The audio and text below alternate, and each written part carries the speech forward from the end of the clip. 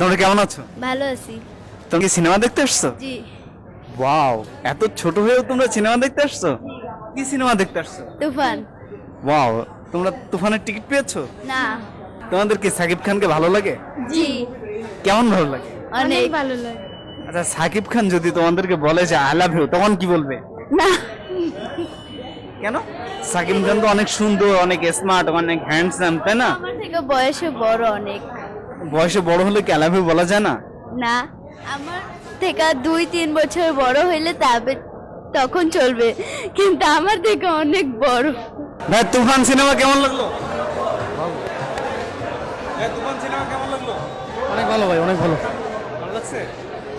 তুফান cinema কেমন লাগলো ভাই? গুড, ভালো লাগছে ভাই। সাকিব খানের সিনেমা দেখবেন? ইচ্ছা তো আছে অবশ্যই। হ্যাঁ।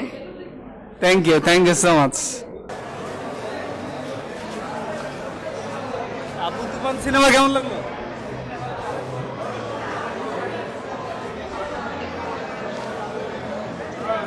ভাই, তুফান সিনেমা কেমন লাগলো?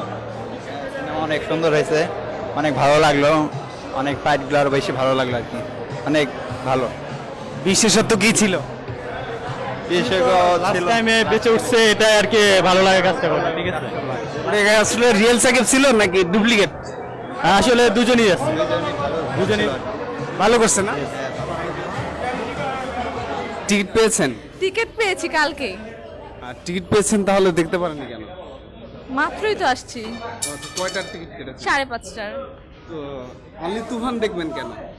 সাকিব খানের মুভি, আমাদের সুপারস্টারের মুভি, ওর মুভি আবার মিস করি। আমি সবগুলা মুভি ওরই দেখছি এখন পর্যন্ত, মানে রিসেন্ট প্রিয়তমা, তারপর রাজকুমার, এটা এখন তুফান। আর কি কি দেখবেন সাকিব খানের সিনেমা দেখার পরে? আর কোন সিনেমা দেখবেন? এখন পর্যন্ত তো আরও দেখিনি, কিন্তু ইচ্ছা আছে যে আরেকটা কি মুভি অনেক হিট হয়েছে, ওইটারও ইন্ডিয়ানদের সাথে মিক্স করে ওইটা আর কি দেখার। রিভেঞ্জ দেখবেন কিনা? দেখলাম, এটা কার মুভি এটা জানি না। ইকবালের ডেড বডি বানিয়েছিল। দেখবো। ইকবাল চিনেন? না, চিনি না। আজকে ফার্স্ট টাইম নাম শুনলেন? হ্যাঁ হ্যাঁ। আচ্ছা আপু, সাকিব খান তো আসলে 2টা বিয়ে করছে, 2টা বিয়ে করার পরে ওর ক্রেজ কি কমেনি? আর ওর সিনেমায় কেন দেখতে হবে? ওর ব্যক্তিগত জীবনের সাথে আপনার প্রফেশনাল লাইফ মিলালে তো হবে না। ও অ্যাজ আ অ্যাক্টর কেমন, ওইটা ম্যান্ডেটরি আর কি। সো অ্যাক্টর হিসেবে আমাদের কাছে ভালো লাগে, এটাই হচ্ছে বড় কথা। আর আমার আপন মামা শ্বশুর ওমর সানি, সো আমরা ফিল্ম জগতেরই, তো ওইখান থেকে আর কি দেখা। গ্রেট। আপনার কি মনে হয় যে তুফান সিনেমা আসলে তুফান তুলে দেবে? একদম, মনে তো তাই হচ্ছে।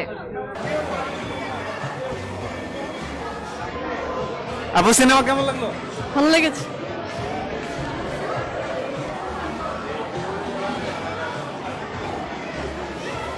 আপু, সিনেমা কেমন লাগলো? অস্থির অস্থির। অস্থির বলতে কেমন? অস্থির বলতে সেরকম একটা ছবি, ভালো লাগছে, প্রচুর ভালো লাগছে। না, আপনি তো অনেক এক্সাইটেড ছিলেন এই সিনেমা দেখার জন্য, এখন কেমন লাগলো দেখার পরে? প্রথমে একটু কেমন যেন লাগছিল, পরে ভাবছিলাম যে ছবিটা তুফানের মতো লাগতেছে না, কিন্তু পরে দেখি আস্তে আস্তে তুফানই শুরু হইলো। ভালোই লাগছে সিনেমাটা দেখে, কিন্তু আমার কিছু কিছু জায়গায় আমার অনেক খারাপ লাগছে, যখন ওরে গুলি করছে তো আমি কান্না করে দিয়েছিলাম যে আসলে শান্তরে মারছে নাকি তুফানরে মারছে, এটা নিয়ে কনফিউজড হয়ে গেছি। আপু কনফিউজ হয়ে গেছে যে কাকে মারছে সেটা নিয়ে। এখন আপনার ফিল কি? আমার ফিল হচ্ছে তুফান আবার দেখবো, তুফান 2। Thank you. আপনি দাঁড়াবেন, আপনার একটা ইন্টারভিউ নিব পরের বার। সাকিব খানের কোন দিকটা আপনার ভালো লাগে? তার get up, set up, look handsome, most handsome, তার ডায়লগ ডেলিভারি দেওয়া, তার ড্যান্স, ও মাই গড, আমি পাগল হয়ে গেছি উড়াদুরার ড্যান্স দেখে।